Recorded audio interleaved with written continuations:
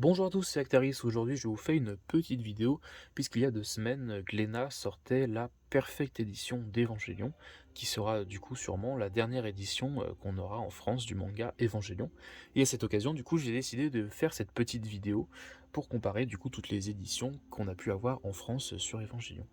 Donc je vais tout de suite commencer par présenter la première édition qui est sortie en France chez Glénat. C'est cette édition-là, qu'on peut reconnaître facilement grâce au bord orange, vert et bleu. Seulement les 6 premiers tomes sont sortis sur cette version-là, je sais pas vraiment pourquoi, mais c'est du coup une édition qui est assez vieille, hein, sortie en 1998 plutôt, et on peut reconnaître du coup aussi grâce à ces bords cartonnés, en fait, il n'y a pas de jaquette comme on pourrait retrouver sur des mangas, enfin sur les mangas récents. C'est directement un bord cartonné qui va couvrir le manga. Heu et comme surtout, toutes les autres versions d'Evangelion, on a toujours les pages, en couleur qui introduisent du coup l'histoire et notamment aussi les premières pages du manga qui sont aussi en couleur. Donc cette édition, donc j'ai dit qui commence à être assez vieille, est quand même trouvable, d'occasion, hein. Si vous cherchez un peu sur Vinted, vous pourrez les retrouver facilement. Alors parfois ils sont vendus un peu cher, parfois pas, donc il faut réussir à trouver les bonnes offres. Donc seulement les 6 premiers tomes sont sortis sur cette version-là. Pourquoi? Je ne sais pas. Et par la suite, du coup, Glénat a décidé de ressortir, ces 6 premiers tomes-là, plus les 8 qui arrivent derrière, si je dis pas de bêtises, puisque, la série Evangelion, du coup, comprend, 14 tomes. Et donc, Glénat a sorti les 14 tomes sur ce format-là. Donc un format un peu plus moderne, hein, je crois qu'il est sorti en 2005, si je dis pas de bêtises. Et donc là, on va retrouver par contre une jaquette, hein, comme on peut voir sur, tous les mangas qu'on a, actuellement. Donc des bords, avec notamment les bandes les bandes vertes Glénat, hein, qui sont toujours là, qui sont toujours aussi moches, hein, mais ils persistent à les mettre de partout, hein.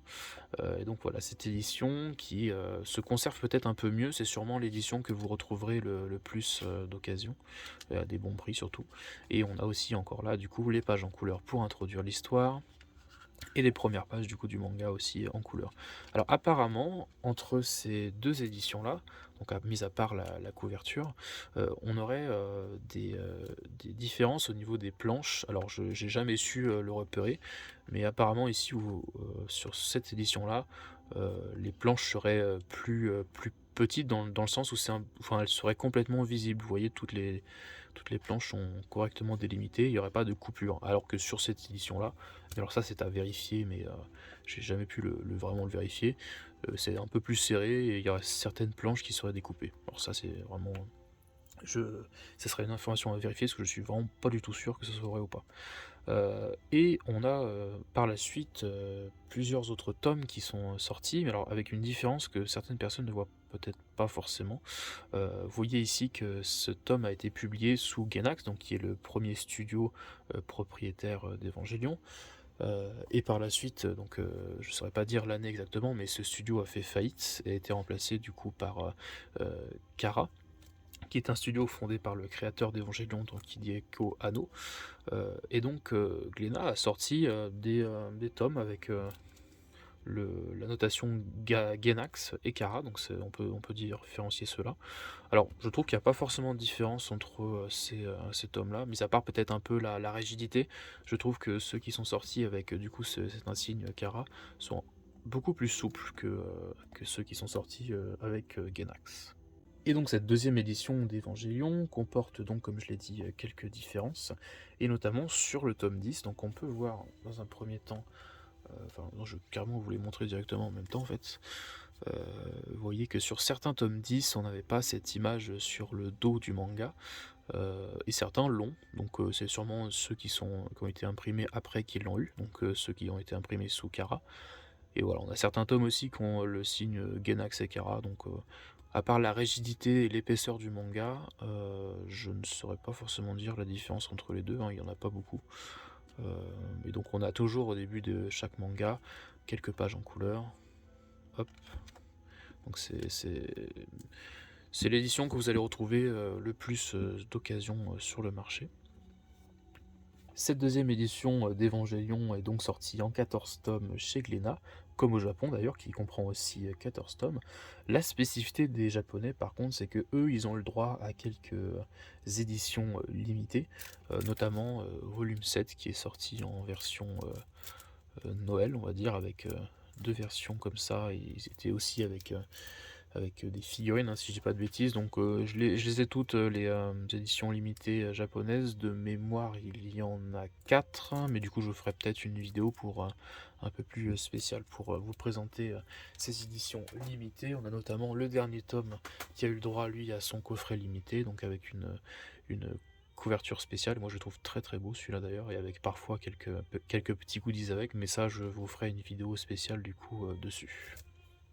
Et donc il y a 2 semaines, comme je lui disais au début de la vidéo, Glénat nous a sorti la Perfect Edition d'Evangelion, qui est inspirée du coup directement de la Perfect Edition que les Japonais ont eu aussi.